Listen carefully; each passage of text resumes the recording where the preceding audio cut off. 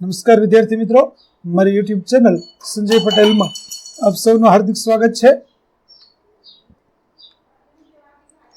મિત્રો, આજના વિડીયોની અંદર આપણે ધોરણ 8 વિષય છે હિન્દી, જેનો પાઠ બીજો, જેનું નામ છે ઈદગાહ, કે જે સત્ર 1 ની અંદર આવે છે। આ પાઠના અભ્યાસ અને સ્વાધ્યાયના પ્રશ્નોના જવાબો વિશે જોવાના છીએ। વિદ્યાર્થી મિત્રો, જો તમે મારી ચેનલમાં નવા હોય તો મારી ચેનલને જરૂરથી સબસ્ક્રાઇબ કરો।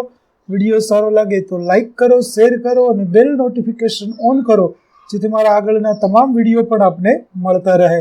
તેમજ મિત્રો, આ પાઠની પીડીએફ જોવા માટે પ્લે સ્ટોરમાં જઈ અમારી એપ્લિકેશન વિશ્વગુરુ સંજય પટેલ ડાઉનલોડ કરી તમારા મોબાઈલની અંદર ઇન્સ્ટોલ કરો। જે તમે ઇન્સ્ટોલ કરશો તો તમને આ પ્રકારે જોવા મળશે, જેમાં ઉપલબ્ધ બધા ધોરણની અંદર ધોરણ બતાવશે, ધોરણ પસંદ કરશો એટલે વિષય બતાવશે, વિષય પસંદ કરશો એટલે પાઠ બતાવશે। જેમાં વિડીયો પર ક્લિક કરતા વિડીયો જોઈ શકશો અને અન્ય સાહિત્ય પર ક્લિક કરતા તમને પીડીએફ જોવા મળશે।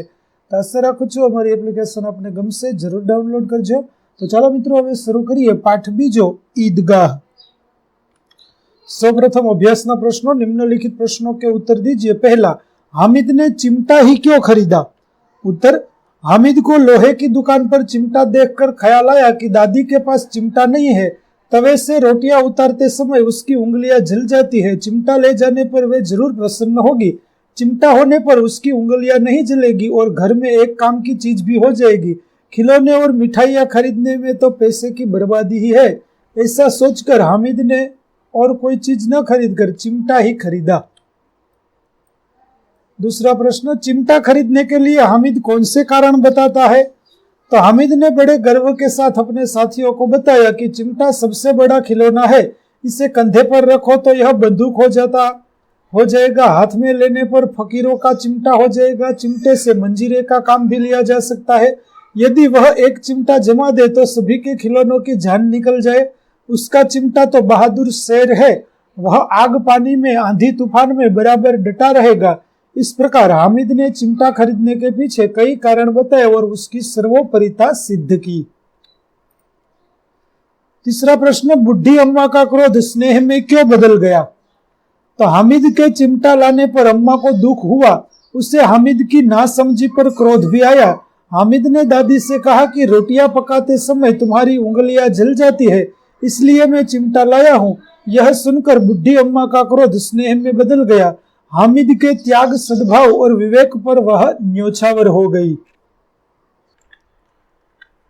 प्रश्न 4, अब आप चिमटे के प्रयोग की तरह रुमाल के विविध प्रयोग बताइए।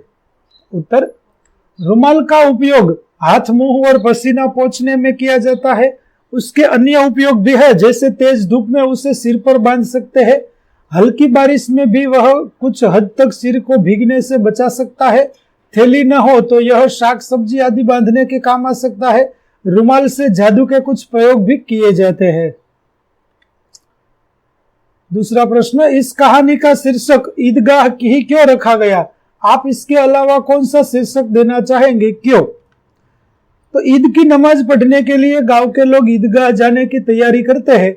ईदगाह जाने का सबसे अधिक उत्साह लड़कों में है। हामिद उन्हीं में से एक है। ईदगाह में नमाजियों का भातृभाव देखते ही बनता है। नमाज के बाद लड़के ईदगाह के मेले में जाते हैं। मेले में बालकों की विविध मनोवृत्तियों के दर्शन होते हैं। कहानी के मुख्य पात्र हामिद के चरित्र की अनेक विशेषताएं ईदगाह के मेले में की ही प्रकट होती है। इस प्रकार कहानी की मुख्य प्रवृत्तियों का केंद्र ईदगाह होने से इस कहानी का शीर्षक ईदगाह रखा गया है। ईदगाह के अलावा मैं कहानी के ये अन्य शीर्षक देना चाहूंगा। हामिद ईदगाह के मेले में, हामिद और उसका चिमटा आदि। कहानी का उद्देश्य और आदर्श इन शीर्षकों से जुड़ा हुआ है। प्रश्न 3, निम्नलिखित परिच्छेद को पढ़कर नीचे दिए गए प्रश्नों के उत्तर दीजिए। विद्यार्थी मित्रों, परिच्छेद हमें यहाँ दिया गया है, प्रश्न के उत्तर देखते हैं। पहला, ऐतिहासिक ग्रंथों में परोपकार के कौन कौन से उदाहरण मिलते हैं? तो ऐतिहासिक ग्रंथों में परोपकार के कई उदाहरण मिलते हैं। महर्षि दधीची ने मानव कल्याण तथा असुरों के विनाश के लिए अपना शरीर त्याग दिया था। राजा शिबी ने अपने अंग का दान देकर एक कबूतर के प्राण बचाए थे। महर्षि दयानंद ने विष मिलाकर प्राण लेने वाले रसोया जगन्नाथ की जान धन देकर बचाई थी। दूसरा प्रश्न, ऋषि मुनियों ने हमें क्या सीख दी है? तो ऋषि मुनियों ने हमें सीख दी है कि निराश्रितों को आश्रय दो, दीन दुखियों और वृद्धों की शारीरिक तथा आर्थिक मदद करो, भूखों को भोजन कराओ और यदि आप विद्वान हो तो विद्या का प्रचार करो। तीसरा प्रश्न, देश एवं समाज की उन्नति किस प्रकार होगी? तो यदि सभी लोग अपनी सामर्थ्य और शक्ति के अनुसार परोपकार करते रहे तो देश और समाज की उन्नति होगी। चौथा प्रश्न, विलोम शब्द लिखिए, आश्रित और अवनति। तो आश्रित का होगा अनाश्रित और अवनति का होगा उन्नति। पांचवा परिच्छेद के आधार पर अपने साथियों से पूछने के लिए 3 प्रश्न बनाइए। तो पहला, भारतीय समाज में युगों से क्या प्रवाहित होती रही है? दूसरा, सभी धर्मों का मूल क्या है? और तीसरा, परोपकार के लिए लोग क्या क्या करते हैं? छठा प्रश्न, इस परिच्छेद को उचित शीर्षक दीजिए। तो उचित शीर्षक है परोपकार की महिमा। अगला प्रश्न 4, तुम भी हामिद की तरह किसी न किसी मेले में गए होंगे, वहां तुमने क्या क्या खरीदा और क्यों? तो विद्यार्थी મિત્રો, આ પ્રશ્નનો જવાબ છે તે તમને અહીં જોવા મળે છે, જે તમે અહીંથી જોઈ અને લખી શકશો। पांचवा प्रश्न, यदि तुम्हें मेले से अपनी दादी के लिए कुछ खरीदना हो तो क्या खरीदोगे और क्यों? तो यदि मुझे मेले में अपनी दादी के लिए कुछ खरीदना है तो मैं चश्मा रखने का बॉक्स खरीदूंगा।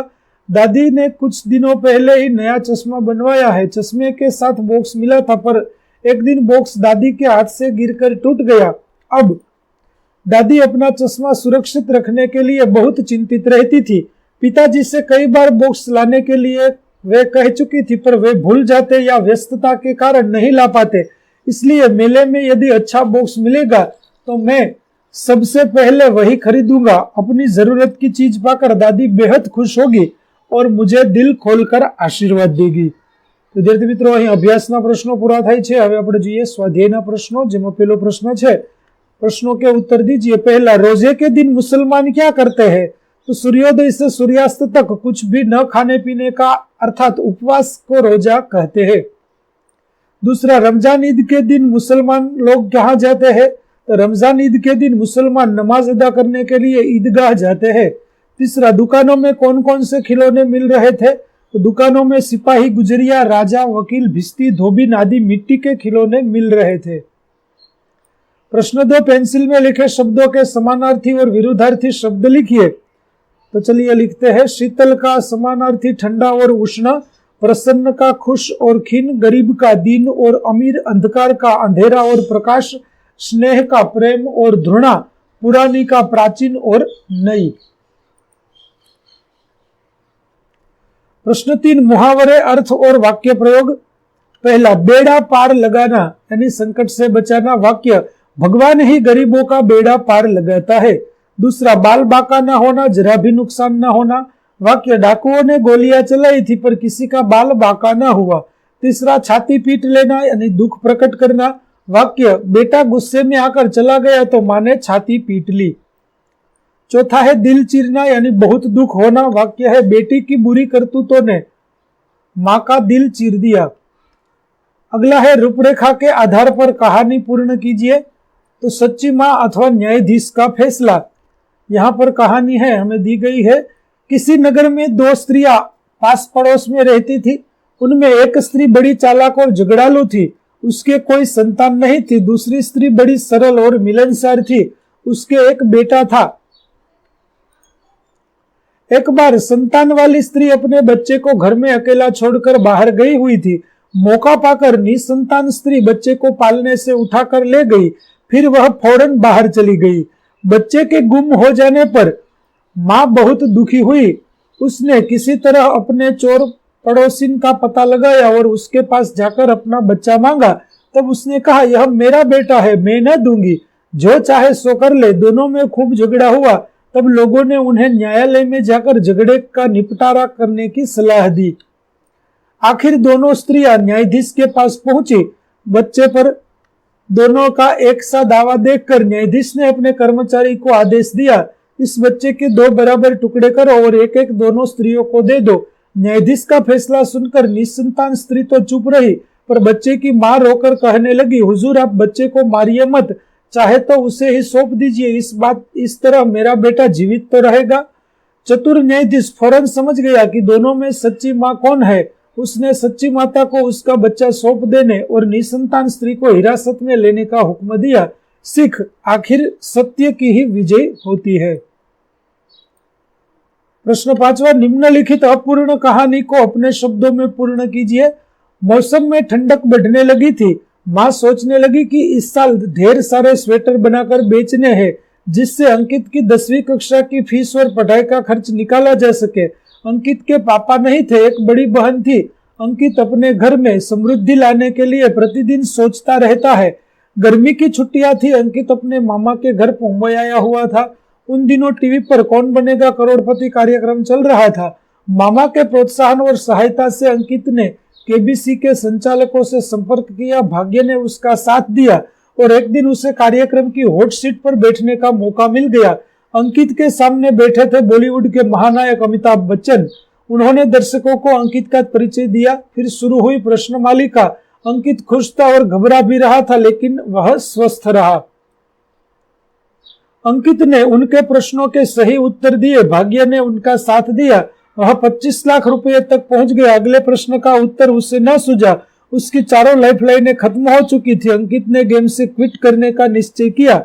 अमिताभ बच्चन के हाथों 25 लाख का चेक पाकर उसकी खुशी का ठिकाना न रहा। अब अंकित की मां को ढेर सारे स्वेटर बनाने और अंकित की पढ़ाई का खर्च निकालने की चिंता नहीं करनी पड़ी। तो विद्यार्थी मित्रों, અહીં આપણો પાઠ 3નો સ્વાધ્યાયના અને અભ્યાસના પ્રશ્નોના જવાબ છે તે પૂરા થાય છે। આગળના પાઠના અભ્યાસ અને સ્વાધ્યાયના જવાબો મેળવવા મારી ચેનલને જરૂરથી સબસ્ક્રાઇબ કરો।